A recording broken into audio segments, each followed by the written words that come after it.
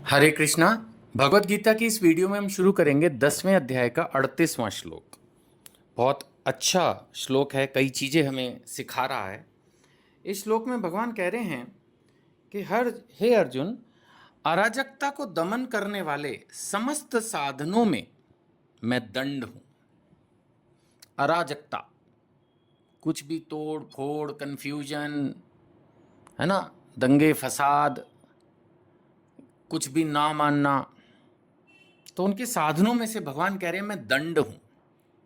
देखिए, प्रेम भी भगवान है और दंड भी भगवान है। बचपन में भी देखा होगा, जब बच्चे नहीं सुधरते हैं तो माता पिता दंड का ही सहारा लेते हैं। समाज में भी जब लोग नहीं सुधरते तो जो कानून पालिका है वो दंड का ही सहारा लेती है। डंडे के ही यार होते हैं लोग, नहीं समझ में आती उनको बात। तो ऐसा नहीं है कि आप बोलो कि आपने पढ़ाया था कि अहिंसक बनो, लेकिन अगर सत्य परामर्श विफल हो जाए तो हिंसा आवश्यक है। लोगों को जब नहीं समझ में आती है बात तो डंडे से ही उनको कंट्रोल करना पड़ता है, तो वो कोई पाप करना नहीं है।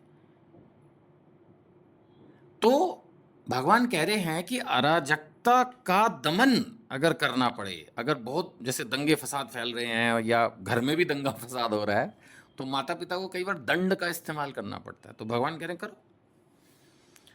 और विजय की जो आकांक्षा है उनमें मैं नीति हूं। अभी देखिए कितना सुंदर शब्द भगवान ने यूज किया है। संस्कृत में भी भगवान ने कहा है नीति अस्मि, मैं नीति हूं। नीति क्या होता है? सही समय पर सही काम करना, सोच विचार के काम करना, टैक्टफुली डील करना लोगों से, कब किससे कितनी कहां क्या बात करनी है, ये नीति है। समझदारी है, चतुरता है, बुद्धि का इस्तेमाल है, प्रैक्टिकल, दैट इज नीति। तो अगर आप जीतना चाहते हो तो नीति तो लगानी होगी। सिर्फ अंधों की तरह कुछ भी जोश से कई बार नहीं होता, इसीलिए कहते हैं ना, जोश के साथ होश भी चाहिए, दैट इज नीति। तो भगवान कह रहे हैं जो विजय के आकांक्षी हैं उनमें मैं नीति हूं। कितना बड़ा संदेश भगवान ने दिया है। फिर रहस्यों में मैं मौन हूं। प्रभुपाद जी भी लिख रहे हैं कि जो लोग मौन रहते हैं वो ज़्यादा सफल हैं जीवन में। ये ज़्यादा टर टर टर टर बोलना, वैसे ये बात है कि मैंने देखी है, ये समस्या मेरे को भी अपने साथ भी लगती है, और बहुत लोगों के साथ मैंने देखा है कि जो दिल के साफ हैं वो ज़्यादा बोलते हैं, क्योंकि उनके मन में जो कुछ है वो बक बक बक बक करते रहते हैं। और मुझे ऐसा लगता है, खुद मेरे को भी ऐसा महसूस होता है और दूसरों के लिए भी महसूस होता है कि ऐसे लोगों को, ये जो मौनी लोग होते हैं जो थोड़ा चुप रहते हैं, वो एक्सप्लॉइट करते हैं। बट फिर भी पता नहीं क्यों मुझे ये भी लगता है कि एक्सप्लॉइट करो, करते रहो, लेकिन कृष्ण से ज़्यादा पावरफुल तो होता नहीं है। तो ये थोड़ा बहुत एक्सप्लॉइट करते हैं, लेकिन कृष्ण भी अपने बुद्धू बच्चों का ज़्यादा ध्यान रखते होंगे। नहीं, माँ बाप के जो बच्चे होते हैं वो सब, माँ बाप जो है सबका इक्वल ध्यान रखते हैं, लेकिन जो थोड़ा कमज़ोर होता है उस पर ज़्यादा ध्यान देते हैं। तो ऐसे मुझे लगता है कई बार कि भगवान का मुझ पर कुछ ज़्यादा ही ध्यान है, क्योंकि मैं बुद्धू सा हूँ, मन की बात हर किसी को बोल देता हूँ, तो लोग मेरा फ़ायदा उठाते हैं। तो मुझे ऐसा महसूस किया है कि, लेकिन भगवान हमेशा मुझे बचा ही लेते हैं इस सिचुएशन में। जबकि जो समझदार लोग मेरे चारों तरफ होते हैं वो बोलते हैं क्या तुम अपनी मन की हर बात हर किसी को बता देते हो। लेकिन आप मेरे से अगर पूछोगे कि क्या अपने मन की बात सबको बतानी चाहिए, तो मेरा आंसर है नो। क्योंकि भगवत गीता में ये बात कई जगह कही गई, यहाँ भी कही है और कई जगह आई है। प्रभुपाद जी ने भी अपनी किताब में कई जगह लिखी है, हमें मौन रहना चाहिए। नहीं, अपने मन की बात, अपनी प्लानिंग, क्या हम करना चाह रहे हैं, ये हर किसी को नहीं बतानी चाहिए। कोई बहुत प्रेम संबंधी हो और विश्वास पात्र हो, उसके साथ ही डिस्कस करनी चाहिए, हर किसी को नहीं बतानी चाहिए।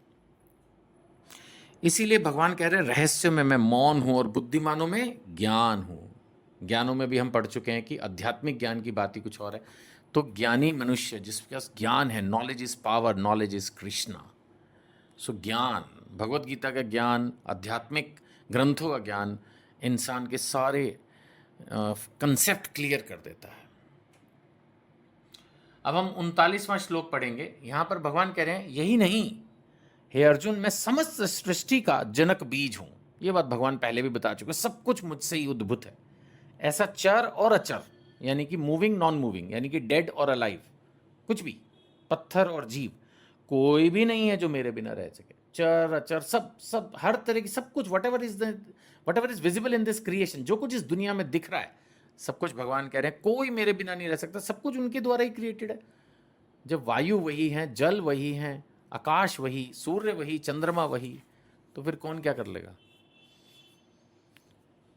आगे चल के इसी में एक श्लोक और लेंगे, 40वें श्लोक में भगवान कह रहे हैं, अब खत्म कर रहे हैं अपने चर्चा, और ये बोल रहे हैं कि हे परंतप, मेरी दैवी विभूतियों का अंत नहीं है।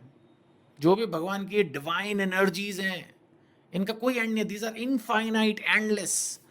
मैंने तुमसे जो कुछ कहा 10वें अध्याय में, ये तो बस मेरी विभूतियों का संकेत मात्र है। एक्चुअली भगवान इसलिए अपने आप को इतना डिटेल में समझा रहे हैं, मैंने बताया ना, कि ताकि हमें एक साधारण व्यक्ति को उन पर विश्वास हो सके। अरे इतने पावरफुल व्यक्ति हैं कृष्ण, और वो कुछ कह रहे हैं, तो यार भगवत गीता ध्यान से पढ़नी चाहिए, ध्यान से सुननी चाहिए।